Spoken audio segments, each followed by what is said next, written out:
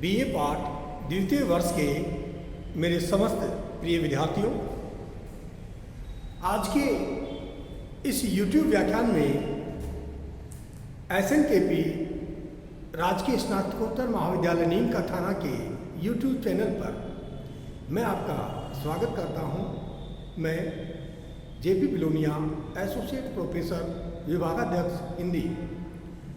आज जिन कवि के बारे में आपसे चर्चा करने जा रहा हूं, वे कवि हैं आपके पाठ्यक्रम के कवि पद्माकर। कवि पद्माकर का जीवन परिचय और उनकी रचनाओं के बारे में सर्वप्रथम हम आज के इस व्याख्यान में आपसे रूबरू हो रहे हैं।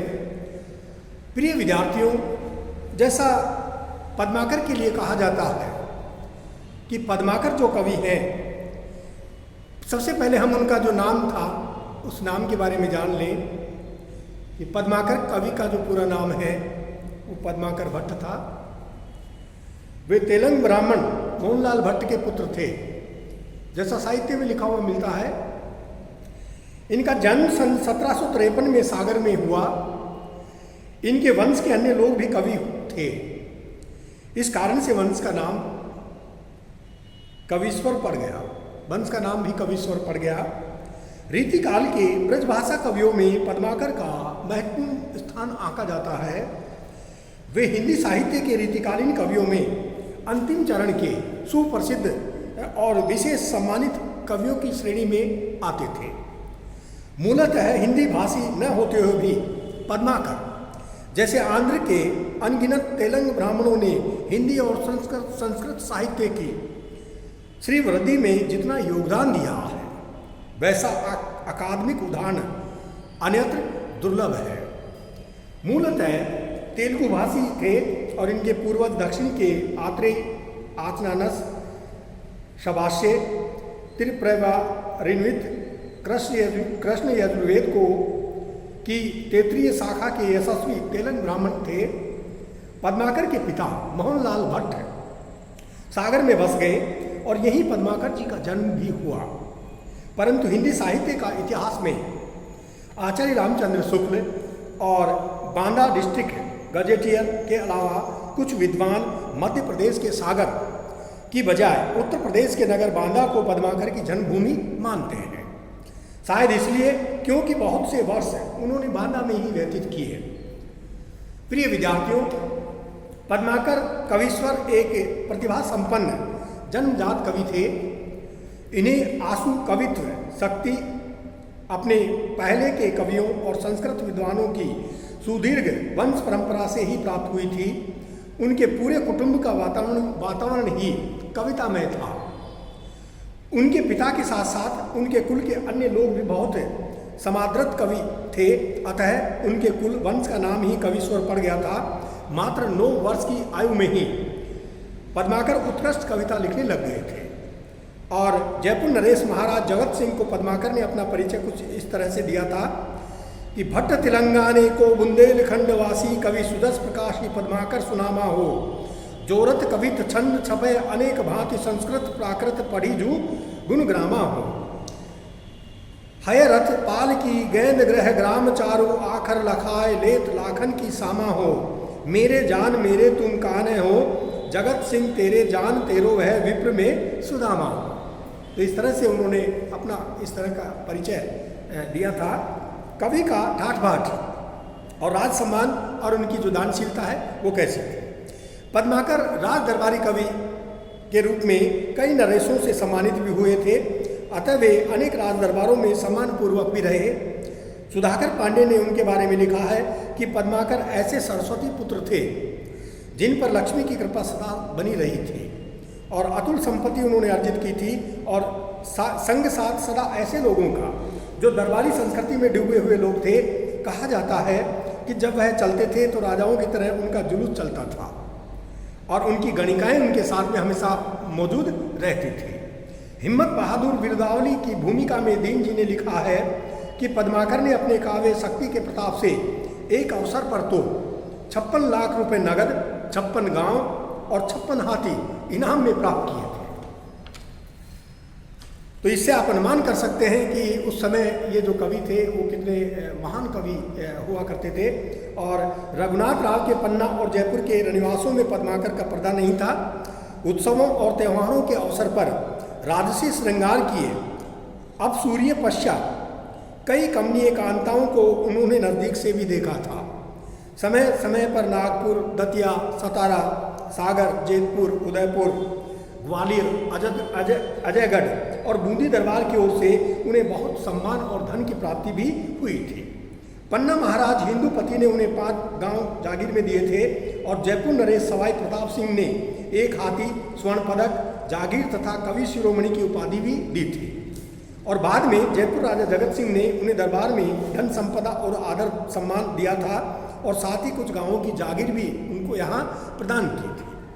कहते हैं कि पद्माकर अपनी उत्तरावस्था में तो आश्चर्यजनक रूप से इतने धनाढ्य व्यक्ति हो गए थे कि जरूरत पड़ने पर कई राजाओं, राजघरानों तक की आर्थिक सहायता स्वयं दरबारी कहे जाने वाले इस महाकवि के द्वारा की गई थी। उनके वंशज गुरु कमलाकर, कमल और भाल चंद्र राव इस कोण से पद्माकर को मुगल युग के भामाशाह जैसा मानते हैं। उन्होंने महाराणा प्रताप को मेवाड़ की सैन्य शक्ति पुनर्गठित करने के लिए अपनी जो संपत्ति है वो दान कर दी थी। और इनकी जो ग्रंथ रचना है वो इस तरह से है कि अजयगढ़ के गुसाई अनूप गिरी हिम्मत बहादुर की काव्यात्मक प्रशंसा में उन्होंने हिम्मत बहादुर विरुदावली, जयपुर नरेश प्रताप सिंह के सम्मान में प्रताप सिंह विरुदावली और सवाई जगत सिंह के लिए जगत विनोद, ग्वालियर के शासक दौलत राव जी सिंधिया के सम्मान में आलीजा प्रकाश, जयपुर नरेश ईश्वरी सिंह की प्रशस्ति में ईश्वर पचीसी जैसे सुप्रसिद्ध कविता ग्रंथों की रचना भी उनके द्वारा की गई। फिर यहाँ पद्माकर जी के रचित ग्रंथों में सबसे जाने माने संग्रहों में हिम्मत बहादुर विरुदावली, पद्माभरण, जगत विनोद, राम रसायन अनुवाद, गंगा लहरी, आलीजा प्रकाश, प्रताप सिंह विरुदावली, प्रबोध पचासा, ईश्वर पचीसी, यमुना लहरी, प्रताप सिंह सफरनामा और भगवत पंचाशिका, राजनीति, कली पचीसी, रायसा, हितोपदेश भाषा, अनुवाद और अश्वमेघ आदि प्रमुख मानी गई है। अब पद्माकर का जो काव्य सौंदर्य है उस काव्य सौंदर्य पर हम थोड़ा आपसे संक्षिप्त रूप में चर्चा करें कि पद्माकर ने सजीव मूर्त विधान करने वाली कल्पना के माध्यम से शौर्य, श्रृंगार, प्रेम, भक्ति, राजदरबार की संपन्न गतिविधियों और मेलों, उत्सवों, युद्धों और प्रकृति सौंदर्य का मार्मिक चित्रण किया है। जगह जगह लाक्षणिक शब्दों के प्रयोग के द्वारा वे सूक्ष्म से सूक्ष्म भावानुभूतियों को सहज ही मूर्तिमान कर देते हैं। उनके ऋतु वर्णन में भी इसी जीवंतता और चित्रात्मकता के दर्शन होते हैं। उनके आलंकारिक वर्णन का प्रभाव परवर्ती कवियों पर भी सघन रूप से पड़ा और पद्माकर की जो भाषा है वो सरस है, काव्यमय है, सुव्यवस्थित है और प्रभावपूर्ण है। अनुप्रास द्वारा ध्वनि चित्र खड़ा करने में वे सिद्धहस्त कवि माने गए थे अपने समय के और काव्य गुणों का पूरा निर्वाह उनके छंदों में उनके द्वारा किया गया था। छंदानुशासन और काव्य प्रवाह की दृष्टि से दोहा, सवैया और कवित्व पर जैसा असाधारण अधिकार पद्माकर कवि का था वैसा अन्य किसी मध्यकालीन कवि की रचनाओं में हमें दिखलाई नहीं पड़ता। तो उनका काव्य सौंदर्य भी वास्तव में बहुत ही अनूठा काव्य सौंदर्य माना गया था। और ब्रज भाषा के अलावा संस्कृत में उन्होंने लिखा, प्राकृत पर भी पद्माकर का अद्भुत अधिकार यहाँ उनके द्वारा रखा गया और उनके अप्रकाशित संस्कृत लेखन पर गहन शोध कार्य अपेक्षित है। डॉक्टर बाबा साहब अम्बेडकर मराठवाड़ा विश्वविद्यालय औरंगाबाद के हिंदी संस्कृत विभाग ने कभी इसी दिशा में कुछ शोध परियोजनाएं बनाई थी और इसके पश्चात हम उनके निधन के बारे में थोड़ा आपसे चर्चा करेंगे। ऐसा कहा जाता है कि जीवन के अंतिम समय में उन्हें एक कुष्ठ रोग हो गया और जिससे वह गंगाजल के औषधि मूलक प्रयोग के बाद अंततः स्वस्थ भी हो गए थे। जगन्नाथ पंडित राज की तरह गंगा की स्तुति में अपने जीवन काल के अंतिम काव्य रचना गंगा लहरी लिखकर कानपुर में गंगा किनारे उनका 80 वर्ष की आयु में सन 1833 में निधन भी हो गया और सागर के तालाब घाट पर पद्माकर की मूर्ति आज भी वहाँ पर स्थापित है। ये पद्माकर कवि का संपूर्ण जीवन परिचय, उनका कृतित्व, व्यक्तित्व, ये मैंने आप लोगों को संक्षिप्त रूप में बतलाया। अब हम चर्चा करेंगे कि पद्माकर कवि का जो काव्य है या उनके जो पद है वो आपके पाठ्यक्रम में कौन कौन से हैं और कहाँ से उनको लिया गया है। पद्माकर के जो आपके पाठ्यक्रम में जो पद लिए गए हैं वो इस तरह से है। ऋतु वर्णन जो है वो वहाँ पर लिया गया है और ऋतु वर्णन में यहाँ पद्माकर कवि ने यहाँ बड़ा ही अनूठा वर्णन यहाँ प्रस्तुत किया है। और ऋतु वर्णन का वही अनूठा वर्णन कि उनका जो पहला जो पद है वो पहला पद आपके पाठ्यक्रम में जो लिया गया है वो इस तरह से है कि कूलन में केलिन कछारन में कुंजन में क्वारिन में कलीन कलीन किलंकत है, कहे पद्माकर परागन में पौनहू में पानन में पीकन पलासन पंगत है। द्वार में दिशान में दूनी में देश देशन में देखो दीप दीपन में दीपत दिंगत है, बीथीन में ब्रज में नवेलिन में बेलिन में बनन में बागन में बगरो बसंत है। ये ऋतु वर्णन का जो एक वास्तविक और एक वास्तव में बिल्कुल चित्रात्मक जो सौंदर्य है वो पद्माकर कवि के द्वारा इसमें प्रस्तुत किया गया है। और ऋतु वर्णन का जो ये जो पद है ये कवि पद्माकर द्वारा रचित है और इसके जो कठिन शब्द हैं उनके अर्थ हम यहाँ सबसे पहले जान लें। कूलन यानी नदी के तट किनारे, पौन यानी पवन, दीपत यानी शोभायमान होना, बीथिन यानी गलियाँ और बगरो यानी फैला हुआ है। यहाँ जो पद्माकर जो कवि है,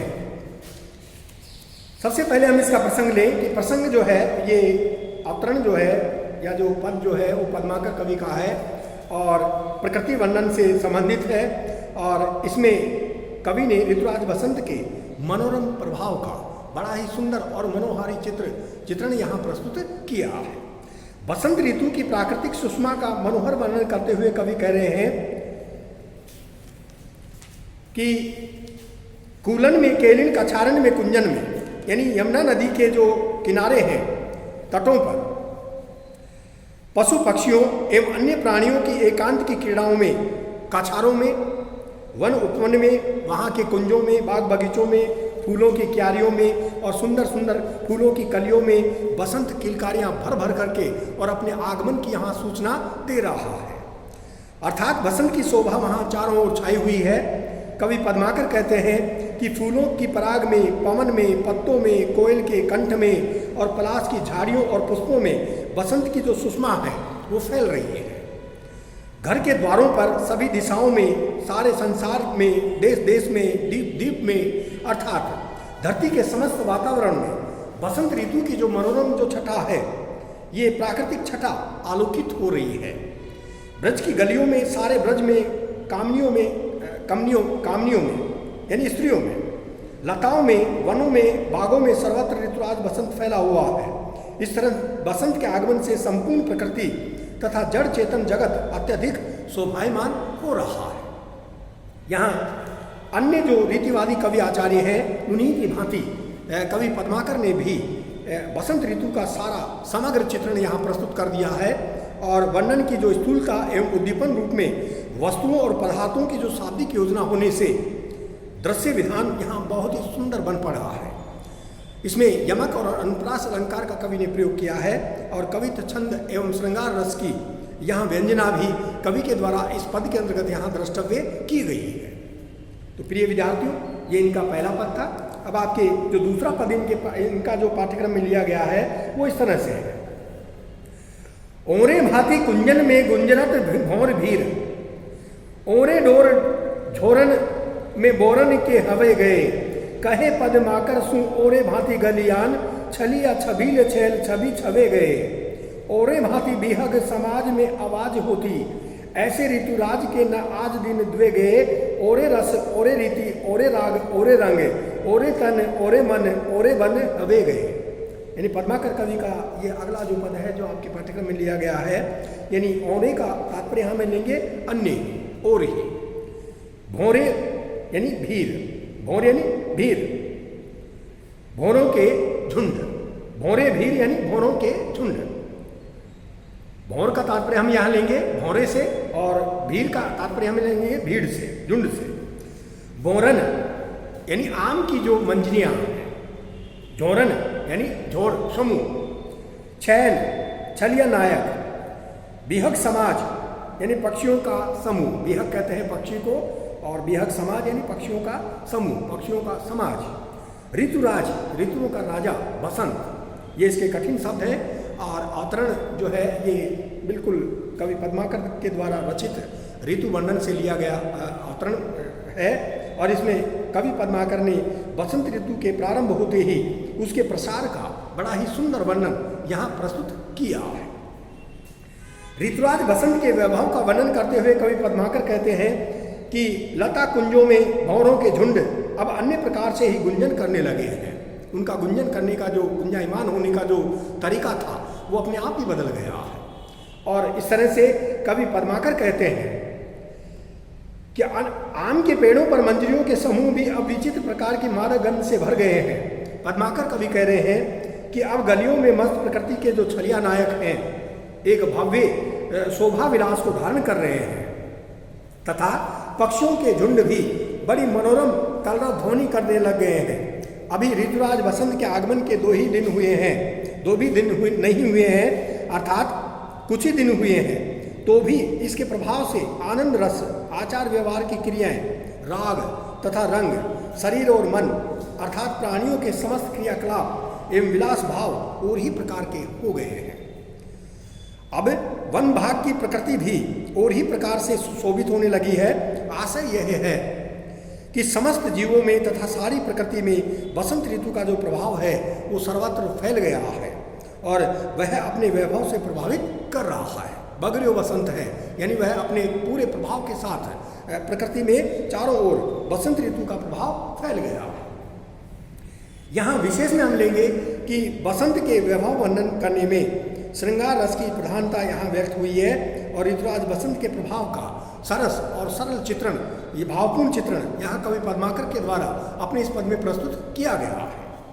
अनुप्रास अलंकार है, इसमें काव्यलिंग है और यमक अलंकार का कवि ने इसमें प्रयोग करके बड़े ही सुंदर ढंग से प्रयोग करके यहाँ इस पद को बहुत ही सुंदर पद बना दिया है। साथ ही कवित्व छंद की जो यति गति है और पद योजना है वो भी यहाँ इसमें प्रशस्य कही जा सकती है। तो प्रिय विद्यार्थियों, आज के इस व्याख्यान में बस इतना ही। अगले व्याख्यान में आपको कवि पद्माकर के जो शेष अन्य जो पद हैं जो आपके पाठ्यक्रम में लिए गए हैं उन पदों की विस्तृत व्याख्या आपको बताई जाएगी। धन्यवाद।